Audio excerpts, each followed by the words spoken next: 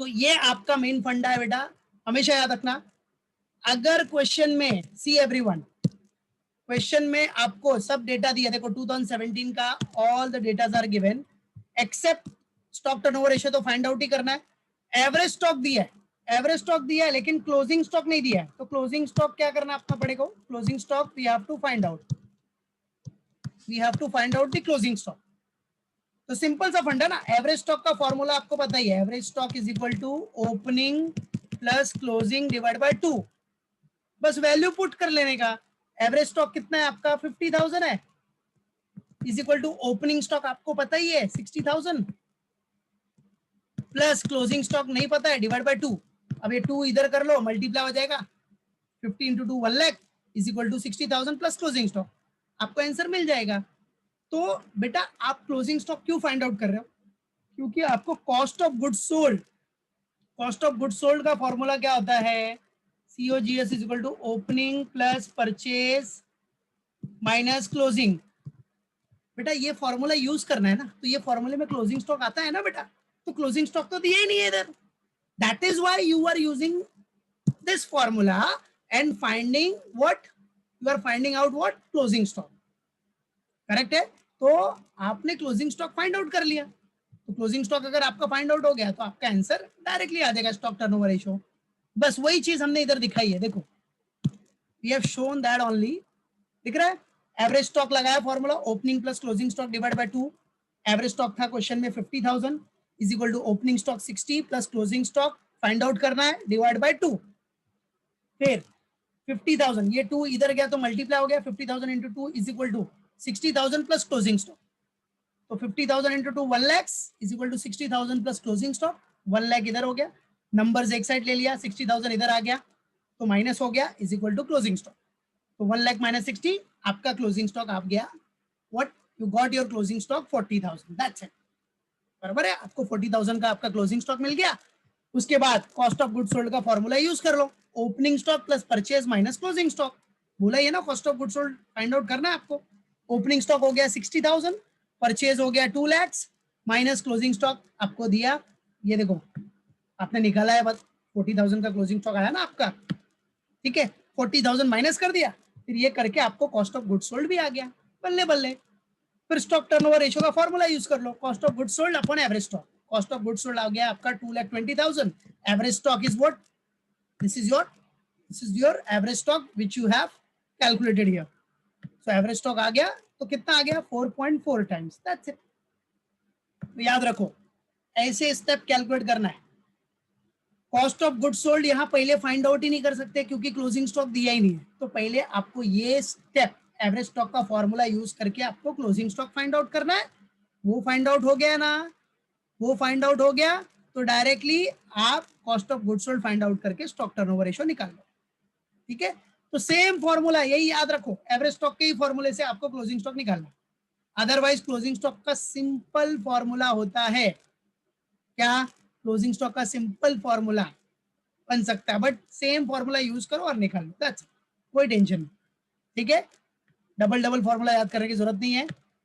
चलो ना, ये तो हो गया 17 का, चलो अभी 18 का, 2018 ईयर 2018, बराबर है। 2018 में भी आपको क्लोजिंग स्टॉक नहीं दी है, नॉर्मल सी बात, तो क्लोजिंग स्टॉक निकालने के लिए वही एवरेज स्टॉक का फॉर्मूला यूज करो। Average stock is equal to what, क्या बेटा? Opening stock plus closing stock,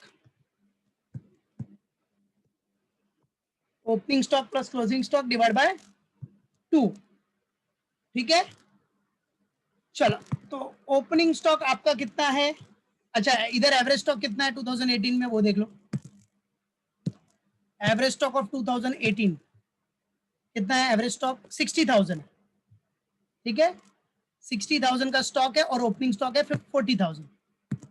सो सब डेटा आपके पास अवेलेबल है बेटा। तो एवरेज स्टॉक है 60,000,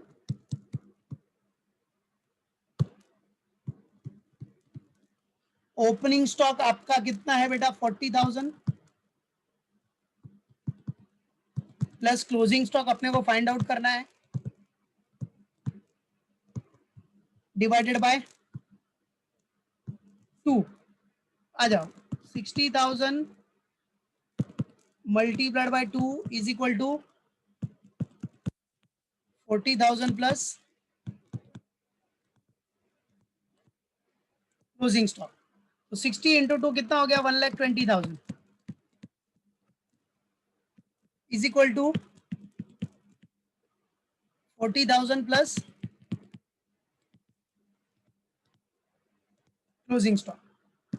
बेटा 1,20,000 और ये प्लस इधर आ 80,000। गया तो minus 40,000 is equal to closing stock.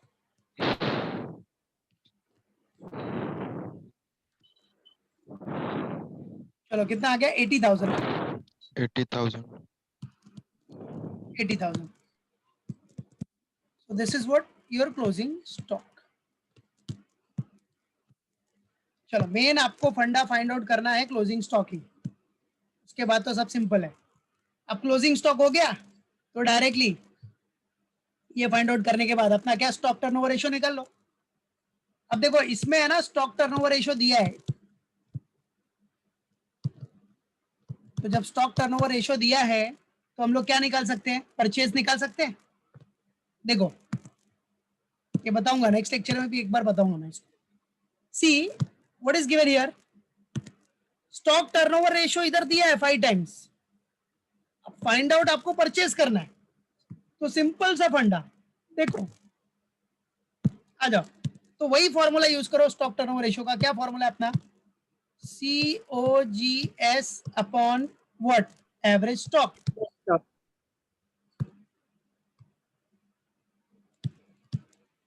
Same formula use करना है, COGS अपॉन एवरेज स्टॉक। अब स्टॉक टर्नओवर रेशियो आपको पता है कितना टाइम्स है?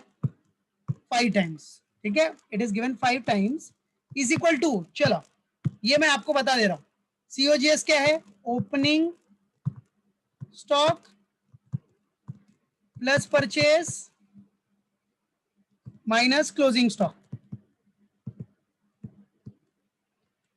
Divide by average stock.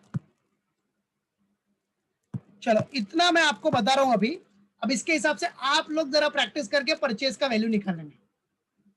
Next lecture में भी कराऊंगा मैं इसको, बट खुद से पहले ट्राई करो, देखो आता है कि नहीं। तो अब नॉर्मल मैथ्स है ना, सब वैल्यू पुट करो, परचेज नहीं दिया है तो परचेज का वैल्यू आपको फाइंड आउट हो जाएगा, नॉर्मल मैथ्स तो करना। फिर मैं नेक्स्ट लेक्चर में जब